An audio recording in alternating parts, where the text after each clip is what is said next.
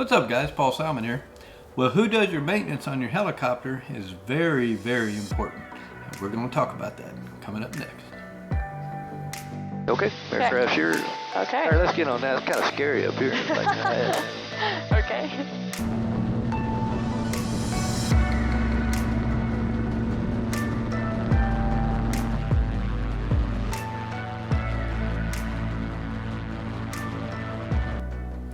So I had a gentleman that called that had a R-44 that had been rebuilt, and actually the aircraft has less than 200 hours on it since the rebuild. Now we didn't do the rebuild. In fact, about the only aircraft that we rebuild are our own aircraft when they're due for rebuild. We'll do the refurbs on those. But this one had been rebuilt, and he was having problems getting the main rotor to balance. And let me just tell you, if you have a main rotor issue where you've got it balanced, and within a short period of time, just a matter of 3 or 5 or 10 hours, if it's out of balance again, you've got a problem. And you got something moving.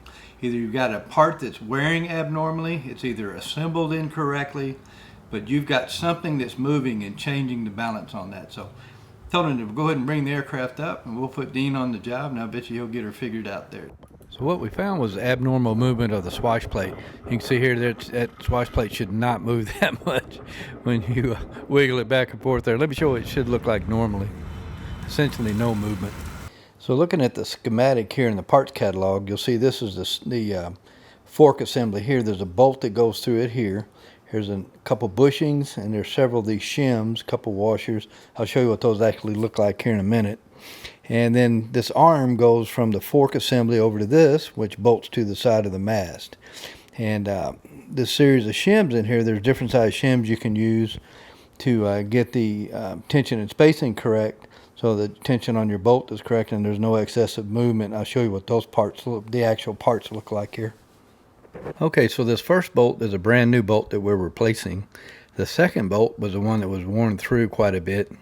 And the third bolt was the one that was in place on the other end of the arm, showing essentially no wear at all. But you can see there's quite a bit of wear on that bolt that's being replaced there. This is the washers, and then these little shims that go on the end of the bolt. The number of shims that you use determine, get it all reassembled, use a feeler gauge to put the correct amount of tension on the bolt. And what we're guessing is it didn't have a correct number of shims in there. It produced just a little bit of movement, enough to wear and wear the holy hell out of the bolt there. So there you go.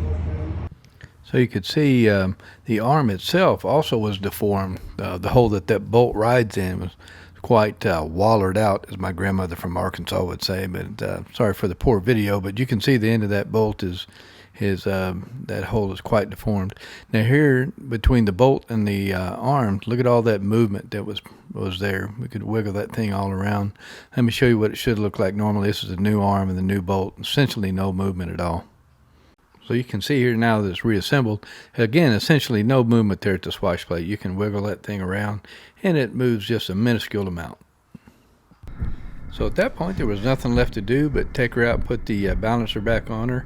And I tell you what, that thing really dialed in close. I think it got down to 0.025 IPS, which is about as buttery smooth as you're ever going to get a two-blade helicopter. So just remember, guys, if you take one out and it's balanced and in relatively short order within just a few hours, if it's out of balance again, you have got a problem. You got to figure out what in the world is going on. You got a part that's wearing, something's broken, assembled incorrectly, whatever, but you definitely got a problem in it. You've got to figure it out. You know, when you start having wear in a part like that, the more wear you get, the more movement you get. The more movement you get, the more wear you get, and on and on and on. So in relatively short order, it could lead to component failure. So if you've got things that are getting out of balance quick, you've got to figure it out. Okay guys, hope you liked the video, and if you haven't already, please like and subscribe. We'll see you guys in the next video. And you guys be safe out there. If you have a problem, get it fixed.